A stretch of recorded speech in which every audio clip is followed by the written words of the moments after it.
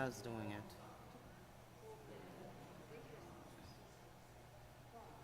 Okay. Good evening, everyone. It is wonderful to see our neighbors and residents out visiting with us. So thank you for being in person, and for those viewing on Hartford Public Access Television Station, for HPA-TV.org, Channel 96, on Comcast, and Channel 6032 on Frontier. A couple housekeeping notes before we get started. Public comment shall be conducted in accordance with the following procedure. Each person will address the council, give his or her name and address, and if he or she represents a group, shall in addition state the group they're representing. Each speaker is given 3 minutes to speak. All remarks should be addressed to council over body, not individual council person. During the public comment, no member of council may address the members of the public. Any person making personal, impertinent, or slanderous remark, or who shall become boisterous while addressing the council, shall be forthwith barred from further audience at said meeting unless permission to remain is granted by 2/3 vote of the council members. During the public comment, there shall be no debate by council members, although questions may be asked by the council to the person making such presentation. Good evening again. Who we have with us? We have Councilman Molly Rosado. We have Councilman Melcar Hernandez. We have Majority Leader Marilyn Rossetti. Myself is Shirley Surgeon, the Council President. We have our Town Clerk, Noah McGregor, with us. And on the screen, we have Councilman Josh Mitchum. And Councilman TJ Clark is also joining us for the hybrid public comment. So I'm going to start with the people who signed up around the time they signed up. The first person that signed up to speak is, let me make sure I can read this, Naisha McCauley. Is Naisha McCauley here or hybrid? If she's not here, we can always come back to her at another time. Donna Swore. Donna, you made it. I did. Good evening. I had a note to tell everyone that you did send us your remarks in writing, but since you made it, the floor is yours, ma'am. Please go ahead. Okay, thank you so much. Good evening, everyone. Donna Swar, Colt Park Foundation. I wanted to remind everyone that Dillon, aka Trinity Health Stadium, is in Colt Park. The Hartford Sports Group has been making the rounds to local and state officials about funding to complete the stadium. In the current article, it was described as improvements, but actually it is a request for funding to complete the planned design for Dillon Stadium. For those of you who were not on council in 2018, I'll try to bring you up to speed. The project costs ran over, primarily due to the belief that the bleachers on the east side could be reused. Unfortunately, this did not work out due to new building codes. Not only was there a cost of demolition, the new bleachers, but installation of the pilings was a huge issue. They hit clay, which is so much more denser than dirt. As a result, the upgrades we're asking for now were postponed from the overruns.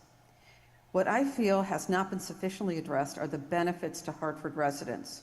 For the very same reasons back in 2018, the stadium should be supported. The only way the stadium can survive is through a public-private model. Many seem to forget that without this collaboration, our youth would not have a stadium. Let's go back in time. Dillon had been closed. The city was not able to maintain the facility, and it became run down and unsafe.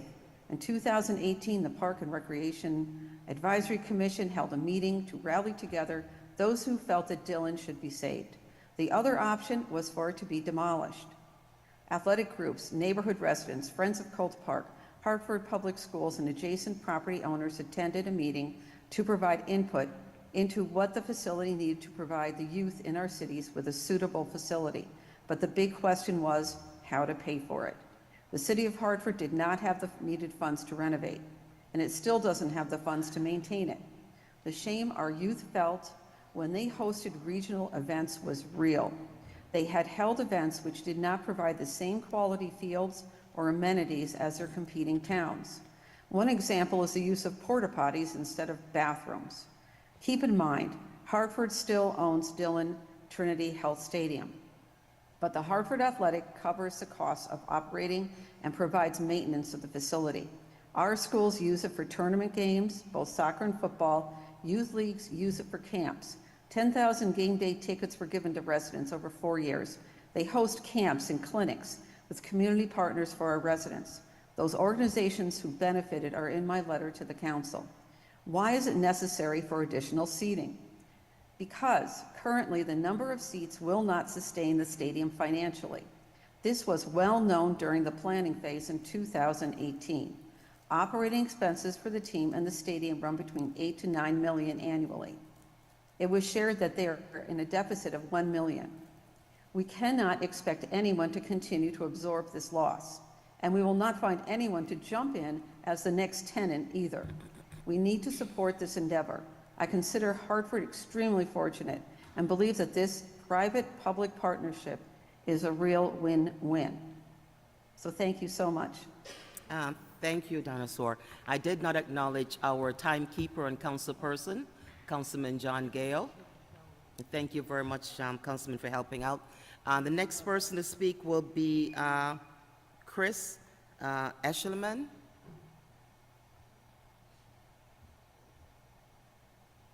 Is Chris here?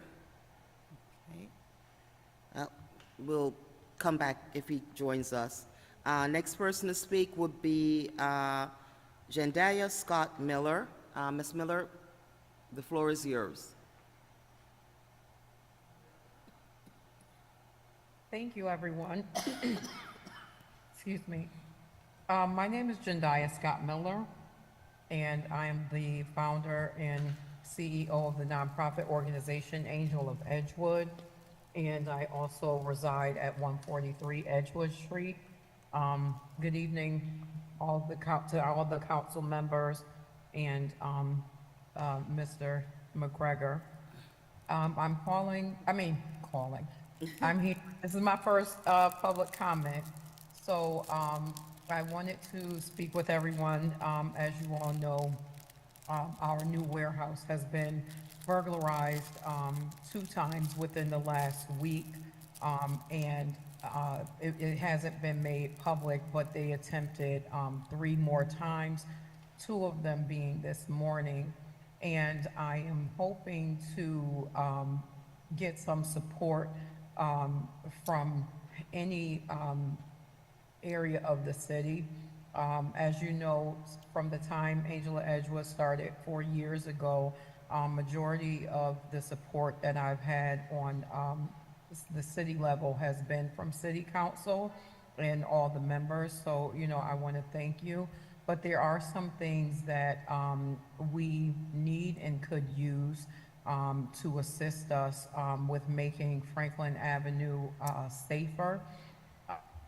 We are looking to utilize like some, I think they're called the concrete barriers, some construction materials, some help with trees being cut down. I do understand that things cost money and there's not always a lot of money, but if there is a way that we can have some of the departments help us, public works and things like that, with securing our location until we get our grants in place. One of the reasons that we haven't been able to get security cameras as of yet, because everyone's been asking, is Comcast has been having a very hard time accessing the building from our neighbors next door. So D&D used to own the entire building space, and when they split it, the main connections for Comcast remained up in the front. However, we need wiring ran to the back. And the dental office, while we were renting and now that we've closed and purchased the building, has not been very supportive of us being there. So we are looking to, get help anywhere that, we can. I know I can't explain it all in 3 minutes, but if we can get help with getting some trees cut down, Comcast can, has some alternative routes that they can go through as opposed to going through the dental office and some other things. Most of the suggestions that I'm referring to came from Hartford Police Department and Major Crimes Division. They came out and they did a security assessment. And so they pointed out areas where people are hiding and different things that we can, clean up the property. So that's really, what I wanted to talk about this evening and just see if there's an option. Okay. Thank you, Jendai, and I'm so sorry to hear, you said they're burglarized twice. I'm so sorry to hear that. But, Thank let us reach out to you, Okay. and see what we can do. Myself or I think Councilman Clark must have your telephone number. Yes. Or, Yeah. okay. And last night when when we got the call that they were attempting to break in, Councilman Hernandez, by the time I got there and pulled up, he was pulling up as well, so. Okay, so you got the number too. Yes, Okay. I'm All right. I'm Let very us- bullish for the council. Okay, so let us reach out, let us talk, and let's reach out and see what we can do to Okay. help. And again, please, so sorry to hear what's going on. Thank you. Thank you so much. Next person up to speak would be Jeannie Webb.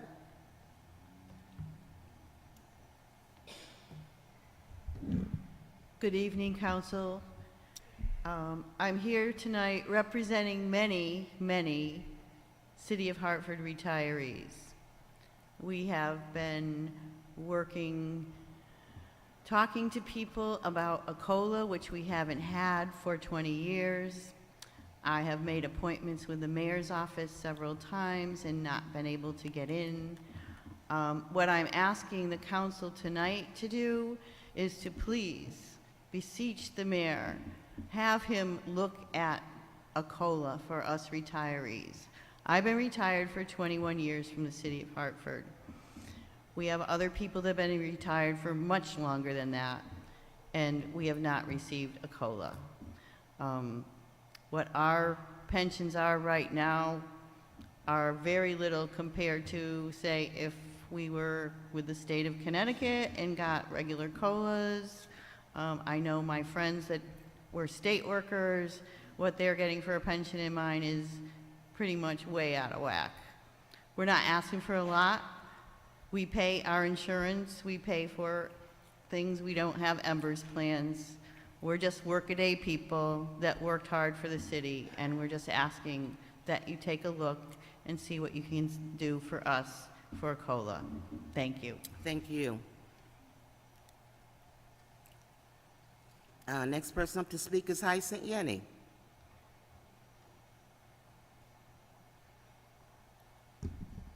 Good evening, everyone. Good evening. It's a beautiful day out today. I hope you enjoy the sun.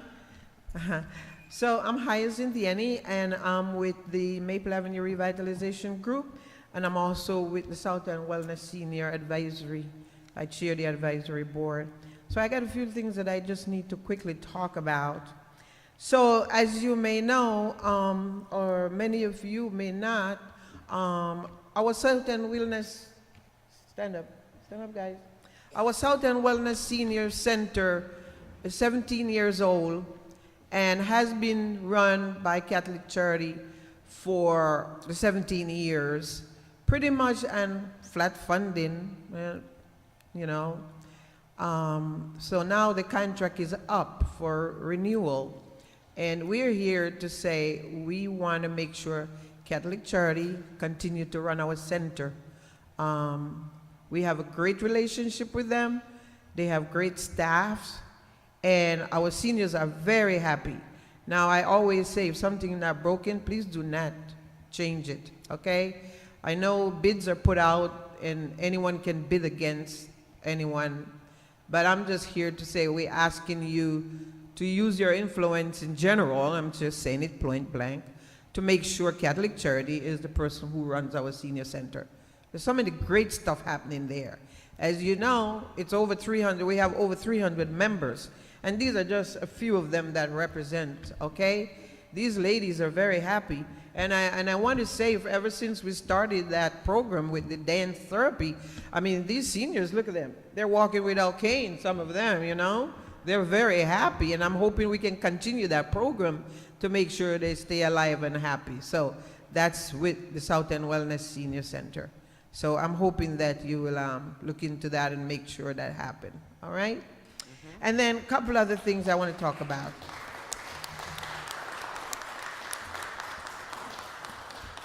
I'm also here to support the resolution around the no smoking around playgrounds.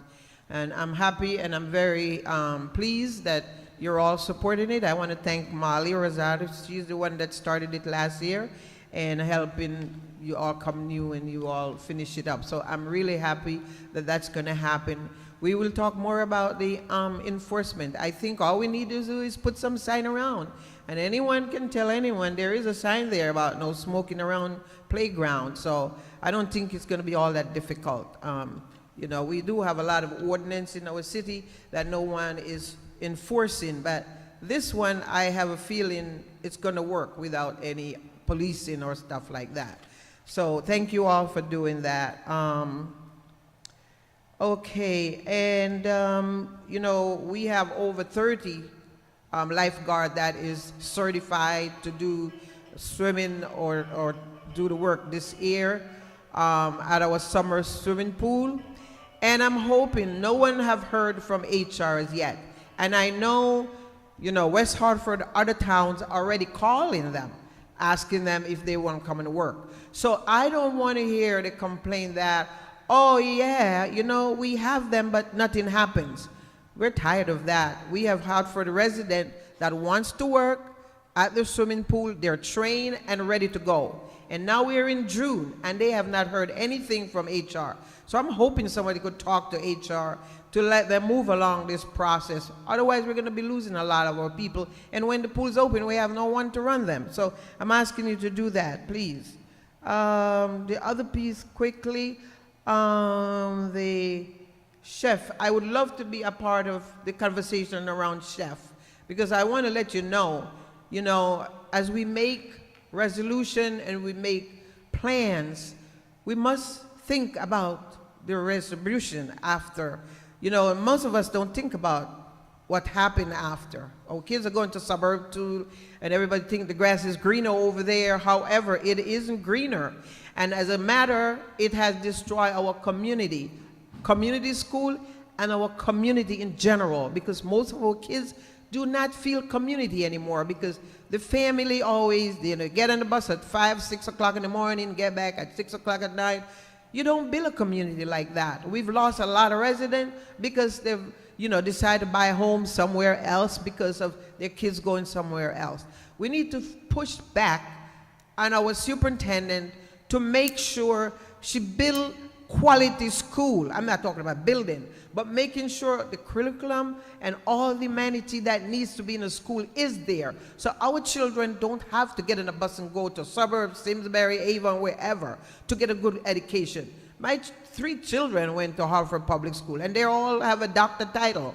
So that tells you if we as parents work with our schools, we can get the best out of it. And so we need to push back on our superintendent to do better managing our money. Okay, there's a whole lot of stuff, and I would definitely like to be a part of that. Okay. Well, all right. Thank you. You're welcome. I just want to let you know that the council during the budget process did increase the pay scale for the lifeguard, right, Kelly? What was that? We're up to what, 18? Speak up. So let the community know that increase of lifeguard present. Yeah, the lifeguard rates, now the minimum is going to be $18, and it goes all the way to almost $22 for the supervisor. So from the $15.69 that they were gonna get paid, now it went up about $2.50 minimum and up to 22. Okay, and that's wonderful, but But- somebody need to push HR Okay. to get those people who are now certified to be lifeguards, get a job. Tell them you have a job, when the pool will be open, whatever. But All right, letting thank them you. know. So we'll reach out to HR, to make Okay. sure that they are on it. Okay, thank you. And get back And with you on please, that. our seniors want to stay happy, okay? Well, one of the things also, Hyacinth, and correct me, Amilcar, who is the OMB chair, didn't we add an extra 20,000 in the budget for all the senior centers? Yes, all the senior centers receive an extra 20,000, but I think you're referring to the contract, the renewal of the contract for Catholic Right. Charities. Okay. Yeah, The that's contract, different. we want to make sure Okay. Catholic Charities still run our center. That's critical, important to us. As I said, we have a great working relationship, 17 years.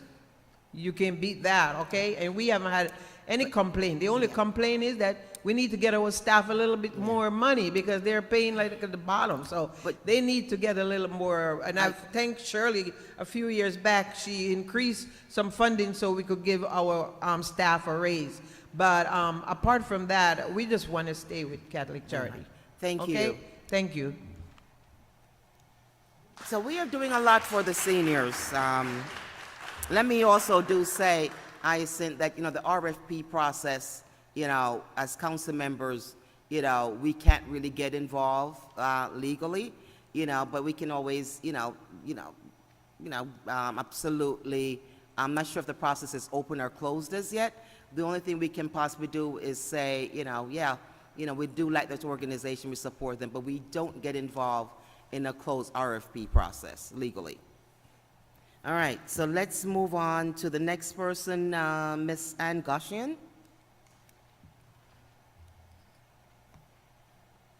Good evening, Ann Gostigian, 80 Weathersfield Avenue in Hartford. I'm happy to be here tonight because I do want to speak about Ms. Jendai Miller, the Angel of Edgewood. Ms. Miller, some of you may well know that back at the beginning of the pandemic, when the senior centers in Hartford were no longer opening up for lunches for people, she's the person who stepped up and made sure that those people got meals. She also delivered them to shut-ins and elderly people in the Hartford area. Eventually, she became into a nonprofit status, and I can tell you that for the past 4 years, I don't believe there is any other entity in this city that has dedicated all their work to making things better for Hartford residents in need, including adults, children, families, and the homeless. She's always stepped up. It's not just food. She has her back-to-school event every August. If any of you have been there over at Dunkin' Donuts Park, probably a few thousand people come out. It's incredible what they put on for those kids. And in December, she has the Angel Wings Project, which is dedicated toward providing gifts for people who are disabled or younger people who are dealing with serious either medical issues or emotional issues. And these things have been extremely successful. And she gets donations. When the first 2 robberies happened last week, just a couple of days apart, she had already received more than $30,000 in donations for the children's events. One of them was from Lego, and there are several other places that were providing toys and other things. All of them were stolen. She had long tables in there in her warehouse that were covered with the gifts and the back-to-school item for kids. These thieves crawled in, and you probably know, through a trash chute. They stripped the warehouse of all the copper piping. They stole all those gifts. They stole many things. They have been back twice since then. Jendai has slept in her van outside there overnight to keep an eye on things because she cannot afford to lose any more.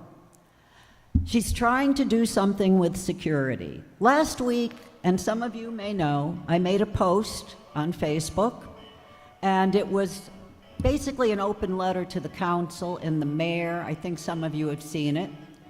And it asked if you could possibly give something from the discretionary fund to help her. She's already got some people that she's working with, but she's going to need some more financing to make that place break-in proof.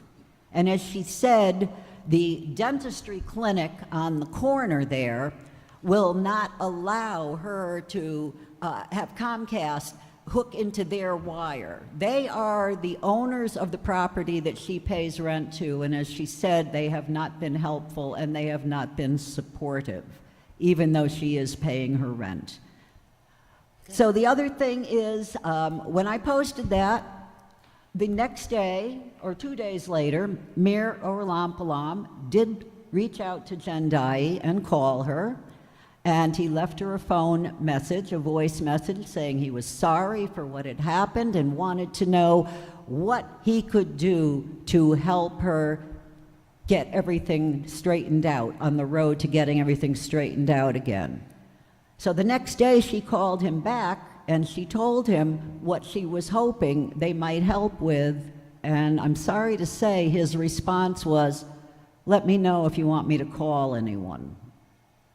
I don't think that's an appropriate response. As I said, she has done so much for so many, for many years. This is all she does. This is her mission in life now, to provide these things, not just food, household items, new clothing, books, air conditioners, things that people can't afford themselves. These things have been stolen. All the air conditioners that were earmarked to go to certain people, they were all stolen too. So I am asking the council, and if you have the ear of the mayor, to please try to do something with a little of the discretionary funding to help this woman, because without her, there would be a lot of people going without many things, many necessities in this life. Well, thank you, and as I said, we will, Thank you. I council will hope you reach will out. consider doing that. We will reach out to her. She's deserving. Sure, thank you so Thank very you. much for your testimony. Next person up, we have Naira Ali. Oh, there you go, Naira. Hi. How are you? Good. My Good. name is Nazra Ali. Nazra Ali. Yeah. iPod. Good evening. Good evening. I have a lot of concerns. I had to deal with the death of my daughter and my friend Harriet E. Bunis in situation at the West Hartford Probate Court. There was a lot of corruption there. My daughter died 2 days before she was supposed to move in with us because it was my friend's wishes for her to care for her. Her mother died and left her with me. It was a traumatizing thing for me because I was a good mother. I worked very hard, educated my children. And to have to bury a child at the age of 29 was very hurtful for me. I'm very, very dissatisfied. I'm very hurt by the law over there at the West Hartford Probate Court. Harriet E. Bunis was elder abuse. After my daughter died, they neglected her for 1 year and came back with another conservator and stressed her out she died from a heart attack. My daughter died February 15, 2018. I buried her February 24, 2018. Harriet Bunis died February 24, 2020. She left a will in place. She willed me the property. I put in the will after she died, and then they waited 2 years, May 19, 2022. They illegally evicted me from the house that was willed to me. They took me to the housing court. I presented the will from the mother, the will from Harriet, and still the judge there, again, the corruption there. gave the house to the trustee, who was Steve Levin, who was one of her trustees. Robert Killihan is the retired judge that was involved. Egan, Shimkis, Elkin, all of them was involved. Okay, that was done, that was already done. When they illegally evicted me, they hit and run my car at Elizabeth Park, totaled my car, I had no car payment. They traumatized me, they terrorized me, they vandalized me. I got so scared. West Hartford Police and the Hartford Police did nothing to help me. I had to run away to New Britain. I went to New Britain. The captain of the police department had me sleep in front of the police station for safety, and then they followed me over there. My car was getting vandalized again right in front of the police station. I am very exhausted. I'm diabetic. I'm insulin dependent. I have an income. I worked 30-something years in this Hartford, Connecticut here. And no help whatsoever. Every agency I went, I think that the people from the probate court was blocking me. I was harassed. I was neglected. I had to throw away my insulin the first time they evicted me, $3,456 into the garbage, because the city, the social worker from the West Hartford Police Department and the social worker from the West Hartford Town Hall said they were going to provide me with a cooler and ice to save my insulin, and they never did. They put me out with no clothes, no food. It was the middle of the month. I already paid all the debts, all the bills in the house, because I lived there for over 15 years. And I'm just saying that the treatment I'm getting is very, very disturbing, because I worked. I'm a working person. I'm now into disabled. I had to put myself on Social Security disability because I have nerve damage. I have diabetes, insulin dependent, and I had so many issues with hospitals and doctors, and they got involved. I had to run away back from New Britain back to Hartford again. I went straight down to the police department. I spoke to a lieutenant, and I gave him everything that happened to me. He said he wanted me to talk to the same social worker. I said, fine. I'll see, maybe she'll change her mind. So she made an appointment. I went in there, and I brought my evidence. I said, before I sit with you, I want you to have a police officer in here with a camera. Miss Alley, let me say this. Yes. You know, we'll have one of the staff reach out to you. Yes. You know, and get more pertinent information. Okay. Okay? So one of our staff will get you, we have your email address, but at least a Yes. telephone number. Well, thank you, because Okay. they're still harassing me on the streets here. They're still harassing me. They're still following me. They're still traumatizing me. I went to the Hands of Hartford and asked them to keep my insulin. We can't help you. I asked for a snack. We can't help you. Yeah. This is what I'm getting when I go to these places that they're sending me to. I'm just getting nowhere. Like, they just leave me out there to die. That's how I feel. Okay. And that's why I'm here today. I'm going to try to go to the West Hartford Town Hall. I already went to the New Britain Town Hall, Okay. and I'm trying to get my voice heard so that I don't end up in a body bag out there. We hear you. We hear you. Okay? And our condolences for the passing of your daughter. Thank you. All right? But Thank one of you. our staff will reach out to you. Thank you. Okay? Thank you for listening. Be safe. Thank you. Okay. Next speaker we have is Leslie Hammond. Is one of the staff going to get her information? You do have it. Thank you. Good evening. Good evening, Leslie Hammond, 1 Linden Place. Thank you, council, for being here. And thank you to the wisdom citizens behind me. I really love seeing people come here. So I have a few things. First of all, I want to also acknowledge Jen Dye and everything she's done, not only for people that struggle in Hartford. We know that our income is maybe $36,000 average income, and she's helped a lot of people, but she also connects us to a lot of people in the suburbs and a lot of corporate people, which is really important, you know, for people to get that kind of support. I know there are other nonprofits that maybe do a good job, but if you follow her on Facebook, you see what incredible energy she has, where she's always positive about trying to help people that live here. So I hope you can help her. A few other things. The other night I went to the Y. I don't think any council people went. It was supposed to be a forum for women and girls to talk about the next police chief. And we didn't really get there because there's so much trauma that women and girls as young as 16 were sharing about their experience with the police. And you know, I felt honored to be there to hear the stories, but my frustration was what next, you know? And it was obvious that whoever the police chief is, they can't fix this system that's very toxic and broken. You know, most of us know the police union covers the backs of bad cops or whoever. And I've been involved since Officer Barrega made her complaint, and then they went after her.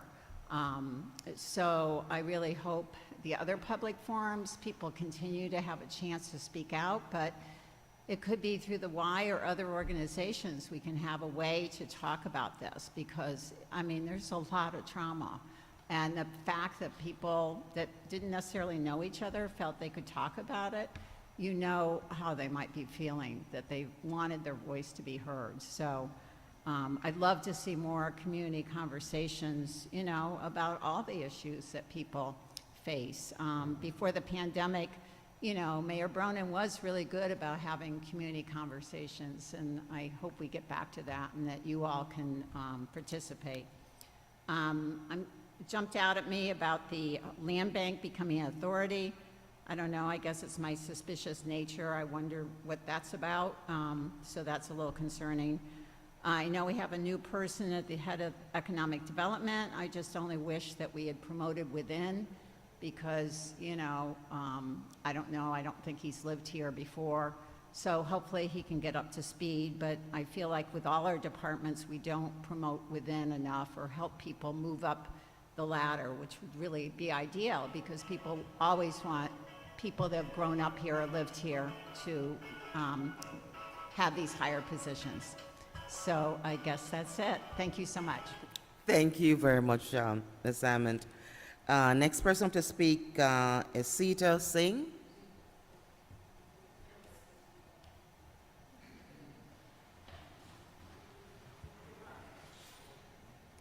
And she Good has the evening, rest of her everyone. group with her. Good My evening, name is Sita. Singh, and I'm going to the senior center in the South End, and I would like to support Ms. Hyacinth with her speech that I want to keep my staff, all the staff that go in there, because they are very helpful people, and they understand our problem, and they reach out to us for our needs, and make us comfortable, happy as a family.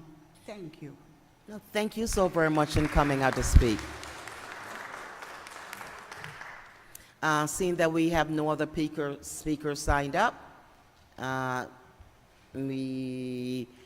therefore, I'm going to call this public comment to an end. Thank you so very much, seniors, for joining us, and thank you, Hyacinth, for bringing out your senior group. I enjoy when people come and visit with us. So thank you, and if you want to hang around, our next council meeting at 7 o'clock, which is in about 15 minutes. Thank you, and goodbye, everyone. Council meeting will start at 7.